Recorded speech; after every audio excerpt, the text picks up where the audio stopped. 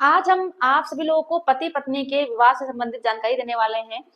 जिसमें आप लोग बता दें कि कानून में ये बात कही गई है कि अगर पत्नी एडल्ट्री में रह रही है, किसी अन्य व्यक्ति के साथ संबंध है और इस चीज को कोर्ट में पति प्रूव कर देता है, तो ऐसे में पति को मेंटेनेंस पत्नी के लिए नहीं देना होगा। लेकिन आज हम जिस जजमेंट की बात करने वाले हैं, इसमें पति एडल्ट्री का ग्राउंड लेता है और उसे प्रूव भी कर देता है, लेकिन इसके बावजूद भी कोर्ट के द्वारा पति के ऊपर मेंटेनेंस लगाया जाता है कि वो अपनी पत्नी को मेंटेनेंस देगा। तो क्या है पूरा मामला, इसे जानने के लिए आपको वीडियो पूरा अंत तक देखना होगा, क्योंकि अगर हमारे कानून में ये बात कह दी गई है कि एडल्ट्री में अगर पत्नी रह रही है तो मेंटेनेंस नहीं देना होगा, तो आखिर कोर्ट के द्वारा मेंटेनेंस क्यों लगाया गया। तो ये वीडियो आप सभी लोगों के लिए बहुत ही ज़्यादा यूजफुल होने वाली है, तो इस वीडियो पूरा अंत तक देखना है, बिल्कुल भी स्किप नहीं करना है, तभी आप सभी लोगों को अच्छे से जानकारी समझ में आएगी। दूसरा काम आप सभी लोगों को ये करना है कि अगर आप नए हैं, चैनल में पहली बार आए हैं, वीडियो को पहली बार देख रहे हैं, तो ये आप लोगों का ही चैनल है, आप लोग इसे सब्सक्राइब जरूर कर दें, साथ में बेल आइकन जरूर दबा दें, जिससे कि हम जो भी नए अपडेट डालें उसका नोटिफिकेशन आप लोगों के पास आता रहे और आप लोग जानकारी प्राप्त करते रहें। नमस्कार दोस्तों, मैं एडवोकेट दिव्या, आप सभी लोगों का आपके इस यूट्यूब चैनल में स्वागत है। इस केस में होता यह है कि पति और पत्नी की शादी होती है सन 2004 में। फिर इसके बाद पति और पत्नी के रिश्ते में दरार आने शुरू हो जाते हैं। फिर इसके बाद होता यह है कि पत्नी क्या करती है कि सन 2017 में मेंटेनेंस लेने के लिए सीआरपीसी की धारा 125 के तहत एप्लीकेशन डालती है, जिसमें पत्नी ने अपने लिए व अपने 3 बच्चों के लिए गुजारा भत्ते की डिमांड की। फिर इसके बाद होता यह है कि जब केस किया जाता है, इसके बाद जो अपोजिट पार्टी होती है उसे सम्मन भेजा जाता है और पति को सम्मन भेजा गया और पति कोर्ट में आया भी। लेकिन जो पत्नी ने 125 सीआरपीसी का एप्लीकेशन दिया था, उसका पति ने विरोध किया और पति ने यह दावा किया कि पत्नी जो है वो एडल्ट्री में रह रही है, उसका किसी गैर मर्द के साथ संबंध है। और इसे साबित करने के लिए उसने ये बात बोली कि 2005 में पत्नी ने खुद अपने हाथ से ये लिख करके दिया था कि उसका शादी के बाहर किसी अन्य व्यक्ति के साथ गैर संबंध है, यानी कि वो एडल्ट्री में है। साथ ही साथ पत्नी ने ये बात कही कि ये जो बच्चा है ये पति का नहीं है, ये किसी अन्य व्यक्ति का है, जिसके साथ पत्नी के अवैध संबंध थे, यानी कि जिसके साथ पत्नी एडल्ट्री में रह रही थी। और जो पत्नी ने लिखा था उसे साबित करने के लिए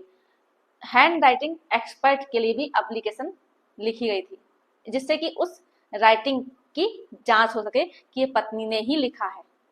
और यहाँ पर पति का ये दावा था कि पत्नी ने खुद एडल्ट्री को एक्सेप्ट किया है, इसलिए पत्नी किसी भी तरह से मेंटेनेंस लेने के लिए इंटाइटल नहीं है, इसलिए पत्नी को मेंटेनेंस नहीं मिलना चाहिए। और यहाँ पर पत्नी का कहना यह था कि पति जो ये दिखा रहा है हैंड राइटिंग, ये मेरी हैंड राइटिंग है ही नहीं, मैंने कभी भी इस तरह का कुछ भी नहीं लिखा है और ना ही मेरा किसी गैर मर्द के साथ संबंध है। इसलिए जो पत्नी का दावा था वो ये था कि पति मेंटेनेंस से बचने के लिए ये सब कर रहा है। साथ में पत्नी ने यह भी कहा कि शादी के बाद 3 बच्चे भी हुए जो कि पति के द्वारा ही हुए हैं। साथ साथ ये भी बात कही कि अगर मान लीजिए कि 2005 में ये बात मालूम भी हो गई थी पति को कि मेरा किसी गैर मर्द के साथ संबंध है, तो इतने साल तक वो मेरे साथ क्यों रहा। तो इन सब चीजों को देखते हुए ये लगा कि पत्नी ने जो गलती की थी, जो कार्य किया था, पति ने उसे माफ कर दिया है, इसी वजह से वो लोग साथ में रह रहे हैं। और ऑनरेबल हाई कोर्ट ने ये बात कही कि पत्नी का 125 सीआरपीसी के तहत मेंटेनेंस तभी रद्द किया जा सकता है अगर पत्नी लिव इन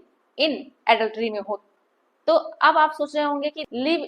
इन एडल्ट्री क्या होता है। तो इसका तात्पर्य ये हुआ कि अगर पत्नी लगातार एडल्ट्री में रह रही है, और कोर्ट ने ये बात कही कि अगर मान लीजिए कि एक बार पत्नी ने एडल्ट्री की भी है तो उसे लिव इन एडल्ट्री नहीं माना जाएगा, उसे एडल्ट्री के अंतर्गत नहीं माना जाएगा, और ऐसे में पत्नी मेंटेनेंस के लिए इंटाइटल होगी। दूसरी बात, मेंटेनेंस को खारिज करने के लिए अगर पति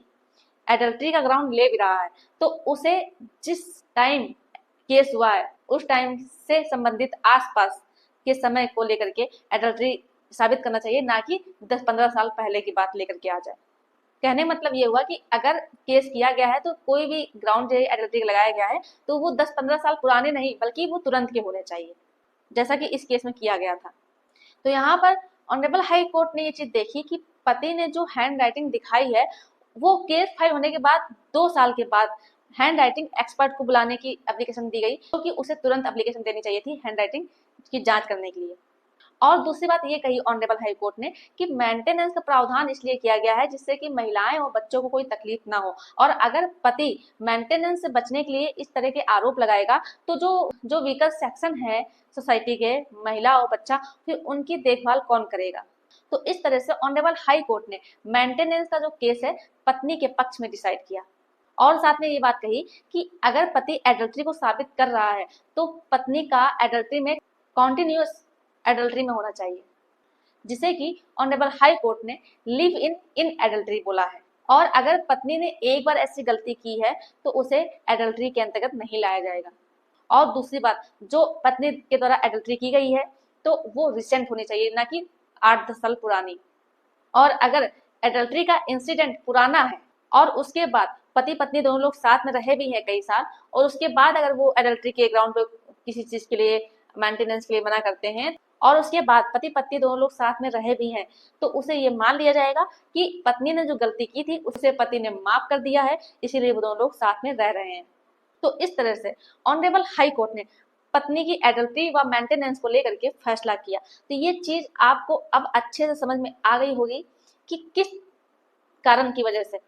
ऑनरेबल हाई कोर्ट ने पत्नी के पक्ष में फैसला दिया है। तो